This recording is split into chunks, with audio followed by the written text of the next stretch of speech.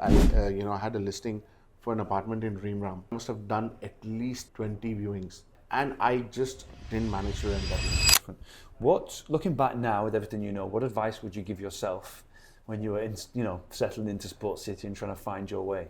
I mean, I would say, when I started, if I started focusing on one place straight, that would have been easier. You just saved I tried, different things. And one thing which I realized is when I started, and I still remember this, I had a listing for an apartment in Dreamram.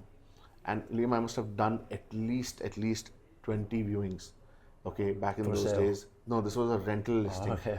And I just didn't manage to rent that unit. And initially, because I was just new, I was like, okay, I would just run for the viewing. Later on, I realized the biggest mistake was that because I just had this one unit over there, that's it. I didn't have an option to give my clients. And that's when I realized that, look, if I'm focusing in an area, I need to have options, because if he doesn't like option A, I need to give him option B. Correct. Right? Yeah. And so that was one thing which I always think that, you should keep options, Yeah. irrespective of what you're trying to sell or rent. Yeah. Because if you don't have anything else to show Exactly. your client, the high chances you're going to lose the client. I agree. We had an agent that had a really good listing in Royal Atlantis, actually. Yeah. And she wanted to do a campaign for Royal Atlantis, but her focus is completely in downtown. She's made a really good career in downtown, and all her listings were there.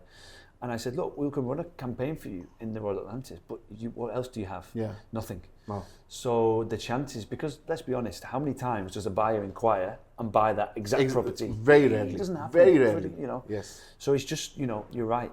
You've got to specialise, I think, Yes. to a degree. You really got to have multiple options, or I guess a good network of people. Yeah, at least a good network that you can source out other options Yeah. at least. Yeah. Trying to just sell one property Yeah. with the one, it's just not going to work. It's very difficult. Yeah, that's really Yeah. a good point.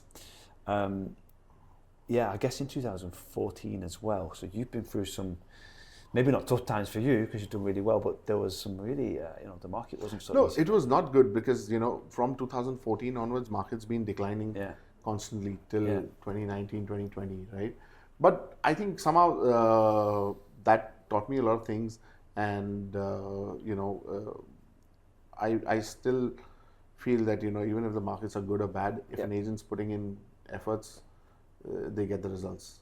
Yeah. Yeah. Yeah, I agree. I think sometimes it does come down to the agent. They can make it happen in any market. Yes. Perhaps, commissions were smaller then just because prices were smaller. Look, I feel, what, and I think is that when the markets are down, especially with developers, in those days, I think commissions were even better than what they're paying today, especially the bigger developers, right? So, they were paying much better because selling was difficult, right? Today, because selling is easy and people are queuing up to buy properties, they're paying less. So, it's, and I tell this to my team as well, that look, back in the day, if I sold something for 5 million and I made an X amount of commission, today I need to sell at least 10 to 15 million to make the same amount of money. Exactly. Right? Now, it was difficult, but it required only that one sale to cover, So it's end of the day, I feel that commissions are okay. If you keep focusing on your clients, things, fall in place. When you say focus on your clients, is there anything specifically that you do to give good service? End of the day, the one is you need to understand what the client wants. Because I see a lot of brokers trying to just sell. Yeah. The moment, they get a lead, excited. Yes, this is a good project. But first listen what the client wants, what's his requirement, what has he seen, what has he liked, what he's not liked, So understanding clients' requirement and, and also advising them on the right thing. Because many times I see also agents put their interest first before client's interest.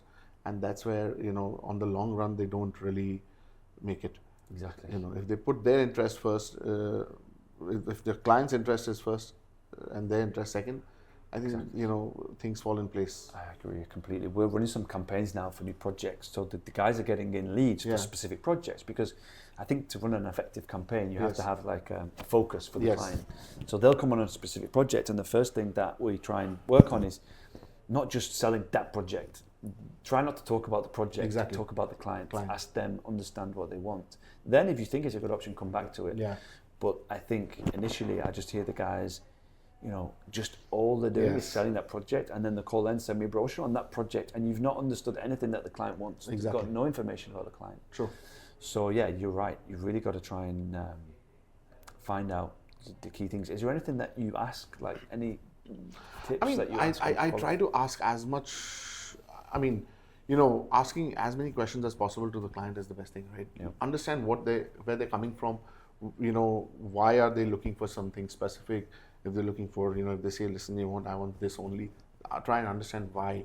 Sometimes they're very, like I still remember, I had a client who was very specific on one thing.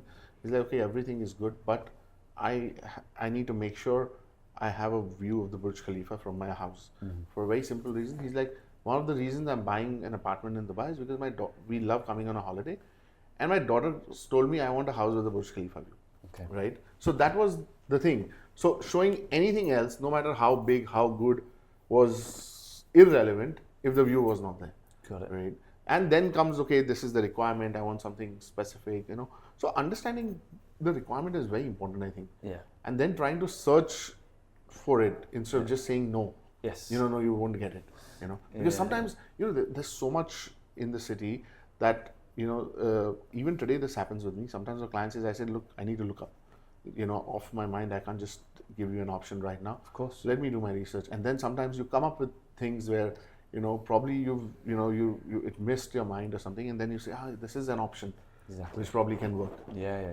So many times. I think even if that it's the right property for them, it's very hard for a client to pull the trigger. They've only 100%. seen one or two options. When Absolutely. they look out the window and they say, how can there only be one option when you have all this city? Exactly. I had it a lot in Dubai Hills when I was selling there so much. We drive around with the client and you'd see 1,500 villas. Yeah. And a lot of them were empty, and it just took quite a while to really get them to understand the market, because you might give them 3 or 4 options, but they're like, there must be more. Yeah. I really like this option. I think it's good for me, but there must be more out there. And then that's the skill, isn't it? True. To be able to explain and understand and get them to understand that there really is sometimes limited options. 100%. But they need to have that confidence that you're not just trying to sell them one or two things.